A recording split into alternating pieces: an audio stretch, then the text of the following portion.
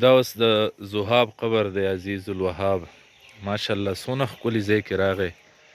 له پاسه پې اوس دا ورارۍ ګلونه نالۍ شینوالی پې کوي. دا چې هوښیاران چې وایي که نه وایي د خپل قبر د ځای فکر مه کوه، ابدا له رشته داران ګوري یا د هغو ذمواري چې څوک مړ شي، خو دا فکر کوه چې د قبر نه وروسته به زما په زندګۍ کې زما سره څه کېږي د مرګ نه وروسته، د هغې فکر ته کوه. او دا چې وایي چې د قبر د ظاهر د ښکلیوالي فکر ته مه کوه چې زما قبر باندې به څنګه ښکلا راځي له پاسه، او د رشته دارانو د خپلوانو کار دی. دا اوس څونه ښکلا پې ده راوسته، دا شنه شنه بوټي پې نال کړل. وایي دا فکر کوه چې په دې قبر کې دننه د مرګ نه وروسته چې کوم زندګي ده عالم برزخ، په هغې کې ښکلا راشي.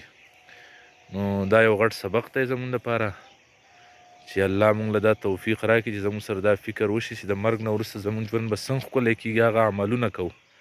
هوښیار سړی وایي هغه دی چې مرګ ورته یاد وي او د مرګ نه وروسته د ژوند دپاره تیاری کوي.